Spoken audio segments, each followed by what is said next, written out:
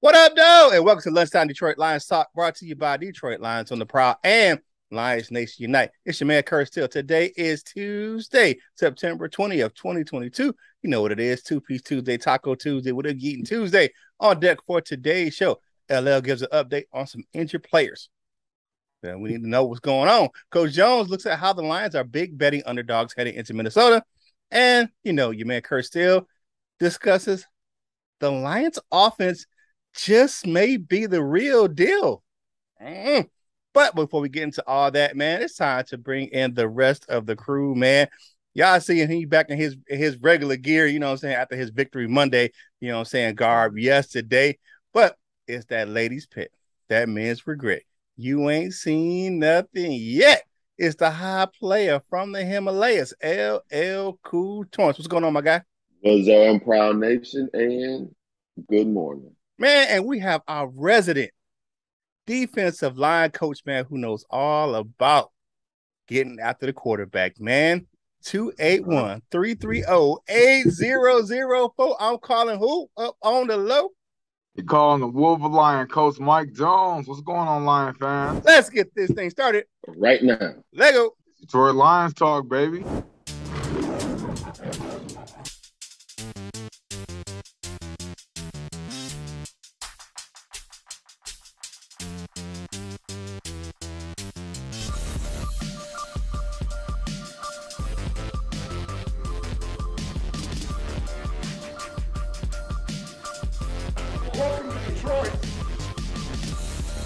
Welcome back to the show, people, man. We got to talk about some of these injured players because we want to know what's going on with them. We got a big matchup coming on Sunday, so we need to know, are these players going to be available? LL, holla at your boy. We got bit by the injury bug a tad bit on the last week.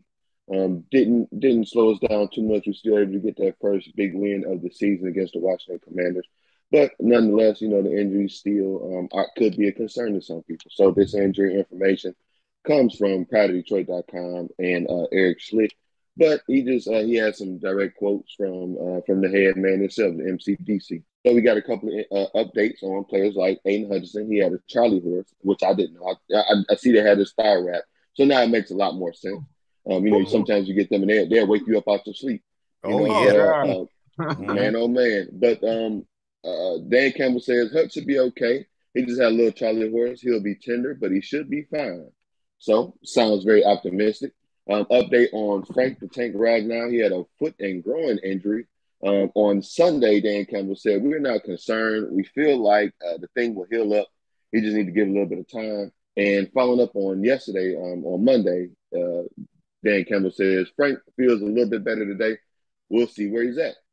Sounds like he's improving. Don't know when he'll be back, but probably soon. Hopefully soon, right? Injury update on left guard Jonah Jackson. He had a finger issue. The update was Jonah's probably relatively the same as he was 2 days ago. So it's kind of day to day. Okay. And he said, and the question was, can he play through the finger injury? And he says, is honestly just kind of take it as it is. We like to see where he is on Wednesday, see how it feels. And if this is something he can function with, then we won't really know until then. So it sounds optimistic, but he may miss some time, hopefully not. Another injured line, this time on the defensive side. He had a back issue. Cornerback Amani Awarie. Hopefully I pronounced it right, but he says Amani feels better today. We'll see where he's at, or we'll see where that's at. So sounds like just a couple of nicks and bangs. Maybe he'll work out through the week and see if he can play on against the Vikings next Sunday. Kurt's guy, John Kamish, update on him. He had a hand issue. Didn't even know that. Kamish, he's got a hand injury, so he's getting checked out right now as we speak. So it sounds like maybe they'll figure that out and we'll get an update on him today. Charles Harris had an unknown injury. Didn't know that either, but the update says Charles, we'll see. He feels okay today. So, just some of these guys will probably have to go on through the rest of the week. But a couple of these guys sounds like they may be real close to returning. If you guys have any thoughts, what do you think? All right, man. To be honest, I think they're playing the injury game right with the Lions right now. They're not rushing anybody back. I think that the Vikings are a bigger test than the Commanders. I know the Commanders fans are going to kill me for this. It is what it is. I believe they wanted to give those guys some needed rest going into that first road game and a division opponent. So you want to go in to that game, you know what I'm saying, locked and cocked, you know what I'm saying, with your best guys. I'm happy to see Hutch is okay. Frank and Jonah Jackson are doing okay. With Jackson, it's key for those linemen to have their fingers, like people, oh, it's just a finger, but like the way they have to position their hands inside those pads and grab, you know what I'm saying, and hold on to those blocks, man, that's key. So maybe they can tape his the middle two fingers together, you know what I'm saying, and embrace that thing, you know what I'm saying, maybe give him some kind of support inside his glove or something like that. But it's a wait and see process with these guys. One guy I think we definitely need is going to be Amani Oruwariye versus Minnesota. Jefferson and Thielen have been, especially Jefferson, but whooping out behind the last couple of seasons, man. And I think, and we're going to need all hands on deck in that secondary when it comes to that game in Minnesota, because they're going to come out mad because they just got embarrassed on Monday Night Football in front of the whole country. I mean, for real, for real. I mean, tossing interceptions. Slade just absolutely murdered them guys yesterday. I think, well, someone said like Slade should have had 23 interceptions yesterday. All the doggone batted balls and picks he had yesterday, he was killing them. And to be honest with you, they got pressure on Kirk Cousins. I think our pass rushing is better than Philly's. I think it is. I think we can get after Kirk Cousins. I think that Aiden Hutchinson and those guys, because Kirk Cousins isn't as mobile as he used to be. He's kind of a statuesque back there, and we can force him into some bad throws. We can get after him, but we're gonna need Harris and Hutchinson and all those guys. But you got some guys in the tank, man. You got some reserves. You got Junior Okoro. You got Austin Bryant off the milk carton. So I mean, we still got some stat guys for that pass rush, but I think we're playing the injury game right as far as the Lions coaching staff, not rushing anybody back. But I think they were kind of holding some guys back because this is a bigger test going on the road in Minnesota coming up on Sunday. What you got, Coach Jones? Just my thoughts on that Justin Jackson injury. I don't think he'll be back. Who's hurt? Justin. Jonah Jackson. Okay. Yeah, Jonah Jackson. I don't think he'll be. I mean, it's real question. I just don't think he'll be back this game with that finger injury. Man, I think they. I think they was pleased with Dan Skipper, and I don't think they want to rush him back. But that's just my little intuition on that feeling, man. I think they kind of like, we'll give you one more game, but hopefully not. Hopefully Jonah is back. I'm gonna sound like a bad person, but I don't want a Mario Warrior on Justin Jefferson at all. No, me neither. No. I know. I'm just saying randomly. I'd rather have Jeff Okudah. Yep. On Justin Jefferson, lock him man up on Jeff Okudah. I'd rather have Amani Warrior on Adam Thielen. I think he lost a step, so I'd rather have a Warrior on him and Okudah on Jefferson. That's just me just thinking I agree out with loud. I agree with you 100%. I agree with that. I just want him to be in the game. I just want him to be in the game. Yeah. But the other injuries, man, it just seemed like it's just bad. I'm so, man. I prayed to the Himalayas. I'm glad that Hutchinson is okay. It was just a Charlie horse, man. Because we're gonna need to pressure Kirk Cousins. We're gonna need to put a lot of heat on him. When the heat is on him, he don't do good. And hopefully Minnesota forgets about that run game like they did last night, because they forgot about Dalvin Cook. I don't know what the hell they was doing. Who knows? But hopefully they continue and bring that same energy to the game on Sunday. But that's about it, man. I just think everybody else is kind of nursing it going into the game, man. And we'll probably know more on Friday. Yeah. Right. Hopefully we get some better updates. I do like the aspect that Kurt had, like they just playing the injury game. I didn't necessarily think of it that way, but it makes sense, We had a home game, you consider home games easier than road games. You want to have some of your better guys back for the road, for the first road game and divisional opponent. So it makes a whole lot of sense to me, Kurt. If it made a whole lot of sense to y'all out there, go ahead and show us them thumbs up out there. Toss us some likes while you're here. If you're not already, subscribe. We're on the march to 1 million, but the first stop or the next stop is 4K. Help us get there. Go ahead and click that subscribe button if you're not already a part of the Prowl. And tell us about that main course. Tell us about that family discussion topic, Kurt. All right, so family discussion topic for today is: do you like how the Lions are managing the team injuries this season? Let us know in the comments down below. I've read some comments. People say, "Oh, they need a new training staff because everybody's getting injured." I can't put all that on the training staff. I understand what you're saying, but sometimes it just happens. But let us know in the comments down below about the Lions managing these injuries for these players. So, with all that being said, man, now it's time to go on over to that defensive line extraordinaire, my man Coach Jones, to talk about what's going on with this underdog thing on Sunday. Yeah, this shout out to Jeff Risen at the Lions Wire, but I checked the stat line, man, and the Lions probably, as you said today, it's changed, but as of yesterday around noon, the Lions was a 7.5 point underdog to the Minnesota Vikings. After that ass win last night, I think the Lions might be a little bit closer than that 7.5.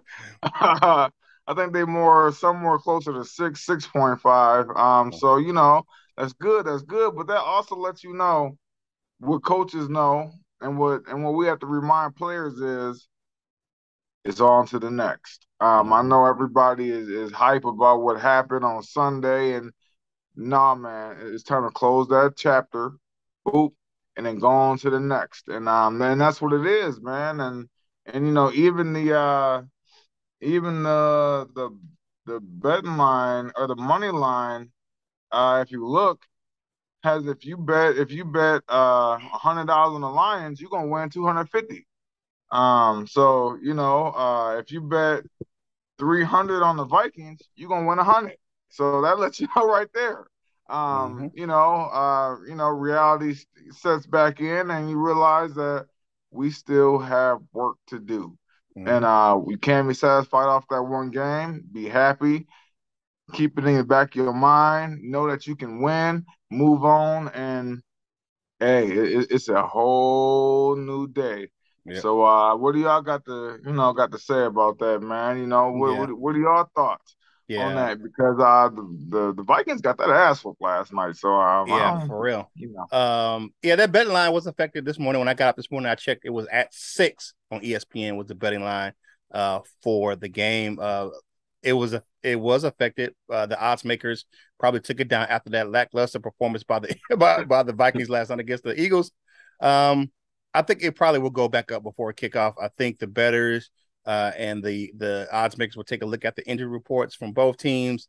Look at who's healthy heading into Sunday. Vikings are on a short week, so that may affect the odds makers as well. Get it into consideration. No over under established just yet. But I think that betting line is going to stick around 6 to 7 points. I just think that they, saying we're getting a little love from some people, but it ain't that much love, especially in the betting community. If you look at last week, we started off favorites last week against the Commanders with all the injuries and stuff. By the time the kickoff happened, we were like 1 point underdog. So, you know what it is, man. We'll update you later. We'll get everything, the over under and what the final before probably on Thursday what the final betting line is for the Lions and the Vikings. But I like it. I'd rather be the underdogs. Yeah, I'd rather be the underdogs. I would rather be the underdogs. I mean, and we'll get into some of our offensive numbers here in a bit, but make us the underdogs. You know what I'm saying? Make us show you who we are. So I like that. What you got, Ella? You guys are probably way more informed on the formulations of all of that stuff. I'm not really that familiar with it, but I was thinking, since they already took them down a tick, I'm thinking it may be closer to maybe Thursday or closer to the to game day. It might be down closer to like 3 or 4, like 3.5 or 4. That's what I'm thinking. But I don't know. Like it sounds like I trust your word, Curt. You kind of make me want to not go with that decision. But I think it's gonna continue to go down. I wouldn't be surprised if by kickoff on Sunday is, like I said, lower right around 3.5 or 4. Yeah, I mean you could be right, because you look at the statistics from last night, and they're gonna all the odds makers are gonna take that into consideration, how the Lions played the Eagles versus how the Vikings played the Eagles. You're gonna look at that, and they're gonna start looking at some of the analytics, because that's becoming part of the betting process as well, looking at analytics and standings and points and all this stuff like that. So you look at it, man. You could be right. I'm thinking that the betting community is not going to show us any love, so they still don't care about us. You know what I'm saying? Like Michael Jackson said, but yeah, it is what it is. I'd rather be underdogs. I'd rather be big underdogs, man. With all that being said, man, like the video, share the video, comment on the video, man. Go ahead and hit that comment section, man, for us. That helps us with this YouTube algorithm and get this content to more Lions fans just like yourself. Click the notification bell so you know when you get fresh content from us right here, Detroit Lions in the Prowl. Y'all home for Detroit Lions news and rumors. Go over to fanatics.com, man. Get yourself some gear. That link's in the description below. A portion of the proceeds from that link go to help us. A small portion go to help us grow the content right here on this channel. And while you're out there perusing your mobile device, man, go ahead and hop on over to Lions Nation Unite. It's your ultimate one-stop shop for Detroit Lions fans. The ultimate virtual hangout you get to see from fans all over the globe. They do meetups, they do all this stuff, and they meet right there on the Lions Nation Unite app. You can download it in the Google, Android, or Apple App Store, or go to lionsnationunite.com, man. And while you're over there, click on that link for lnushop.com. It's always game day over there at lnushop.com. Sure. And man, and you on that web browser, go to Detroit Lions on the Prowl.com. Hang out with us. Get some more content from us right over there. And while you're over there, get yourself some Prowl Nation gear over there at lionsontheprowlshop.com. Man, and if you are a Wolverine on a Saturday and a Lion on a Sunday, hit my man Coach Jones up for that Wolverine gear. That link's in the description as well, man. And get yourself some Roll Up gear. Help my man Lion Man contribute to the American Cancer Society of Michigan by getting yourself some Roll Up gear. That link's in the description below as well, man. And thank you guys for checking us out right here on Detroit Lions on the Prowl. You're home for Detroit Lions news and rumors, man. Now it's time to get into my topic for today, man. Is the Lions offense the real deal? Man, it may be a little too early in the season, but the Lions offense could be the real deal. Let's look at some of the early returns on the numbers this season. You know, going back to the last year's season finale, the Lions have scored 37, 35, and 36 points. That's the longest streak since 1953, right? So if they score 35 points on Sunday, it will be the first time they've done that in the regular season, opened up the season since 1995. You know, that's back in those golden berry years back then. That's it, putting up a bunch of points. Let's look at the Lions offense this year. The Lions offense ranks 4th in yards per game at 405 yards. 3rd in rushing. The last time we were 3rd in rushing in anything. We're 186 yards per game. We're 2nd in points to the Buffalo Bills. They have 36 points per game. The Lions got 35.5 per game. Let's get into some of these players, man. Amon-Ra St. Brown ranks 10th in receiving yards. 10th in receiving yards, and he's tied for a 2nd in receiving touchdowns for the year. Let's go to my man, DeAndre Swift. DeAndre Swift is 4th in the league in rushing at 200 yards per game, and he is the number 1 running back in yards per carry at 10 yards a clip. I'm just saying. And all of this is coming with missing pieces on this standout offensive line. Big V is on the IR. Pro Bowlers Frank Ragnar and Jonah Jackson missed the last game.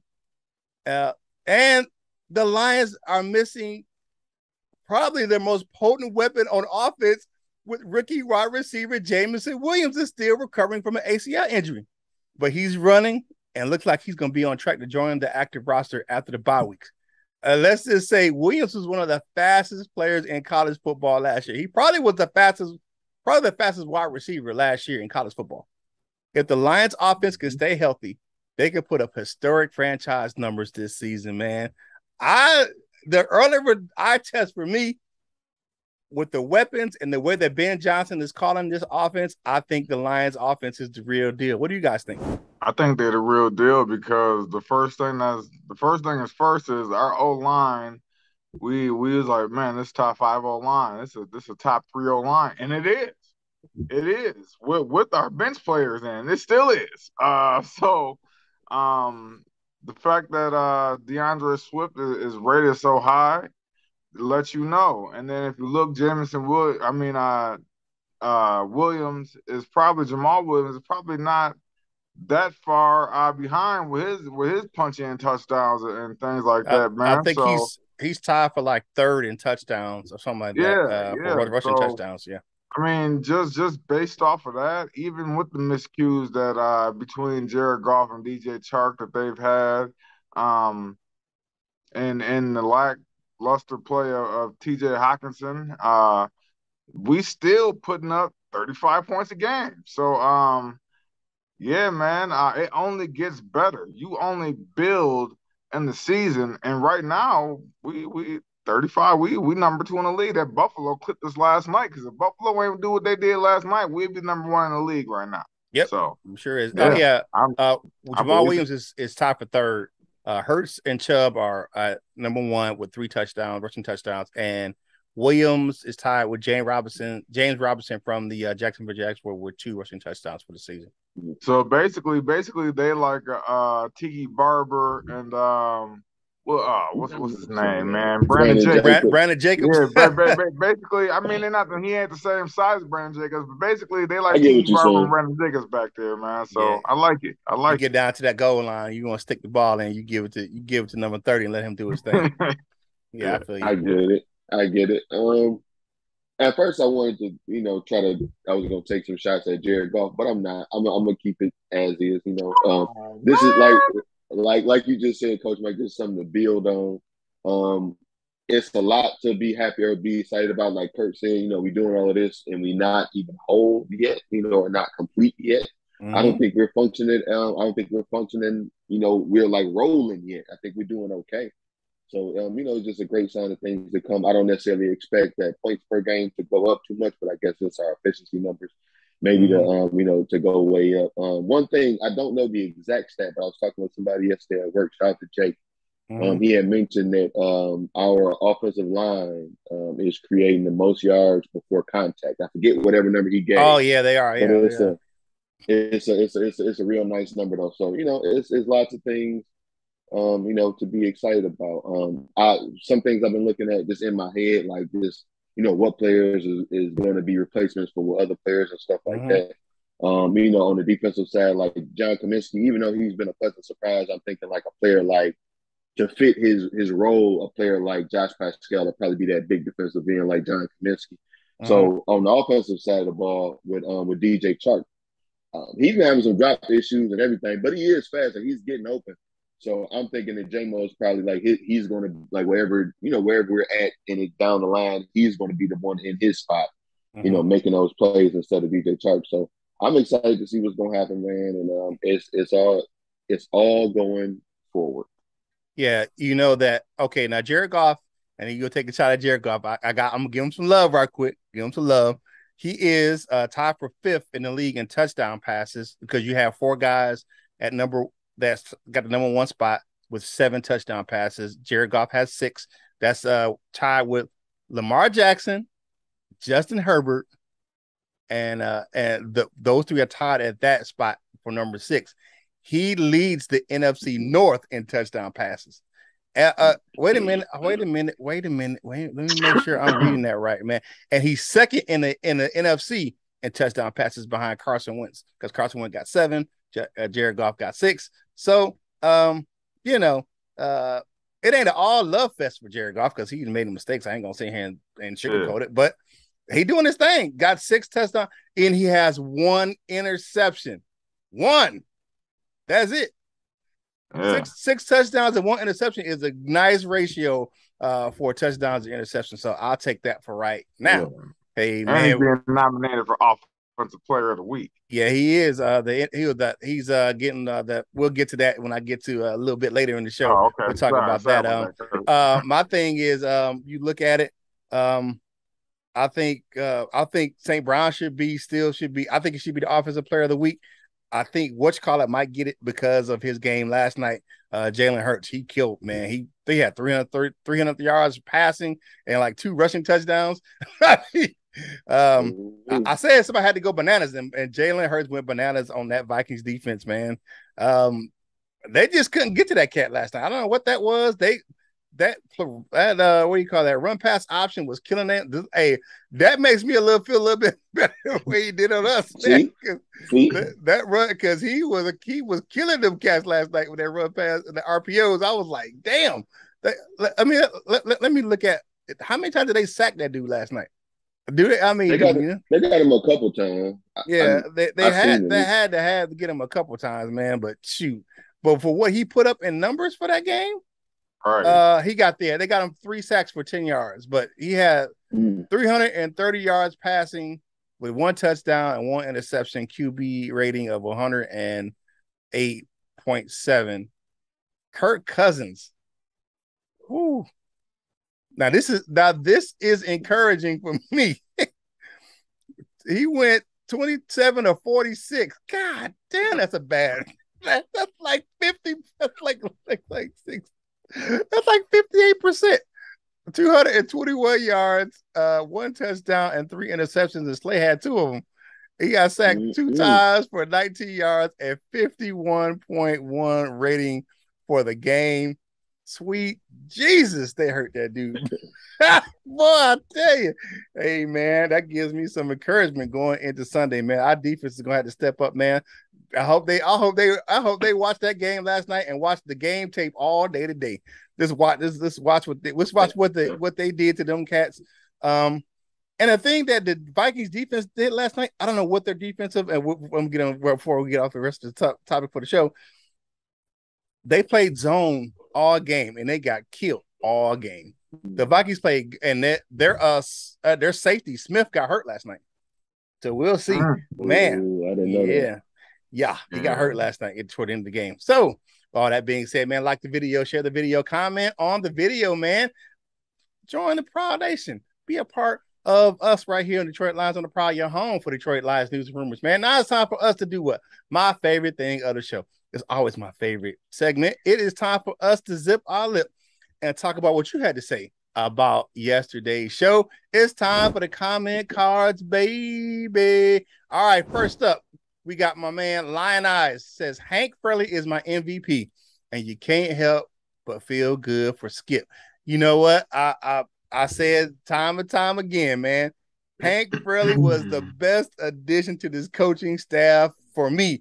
To get him back from Pittsburgh, I love that move by Dan Campbell. Yeah. Let's hope he can stay around here for a while. Loud Show, friend of the show, Loud Show said, great game. Had a couple heart attacks in the third and early fourth, but settled down after that. Love our Lions. Exactly, Loud Show. Thanks for the comment. Right on. Mike and Chris G, great win. Backup interior line kick butt. Hank Fraley has to be the best O-line coach. And I second that motion. Swift, what can you say? A beast. Front four, awesome. Linebackers better but not good enough. The band up secondary held up. Okuda, has he taken back CB1? Quite possibly. I think he has a little. I think it just matches. I think it's matchup. I think him and Warrior can switch off at one, depending on what the matchup is. So I mean, moving forward in the future, Okuda's probably going to be number one. But I think right now, in the beginning of the season, I think they'll switch off depending on who they play. Yeah, and I think that Okuda should be matched up against Jefferson. That's just me. Me too. This is me. All right. King SJ, friend of the show. So that was a crazy game to be in the stands for. Happy Victory Monday. On to the game in Minnesota next weekend. You know what? You got to turn the pace, man. We did Victory Monday yesterday. Now we on to Minnesota. Right. Friend of the show, ain't go member Michael Hook says, and Mr. Reliable, Michael Hook said, where are all the Hutchinson is the best people after this game? Shout out to Ryan, man. Yeah. You know what? I think I saw a stat line. Wait a minute. Let me make sure I get this right before I kick it to you, Coach Mike.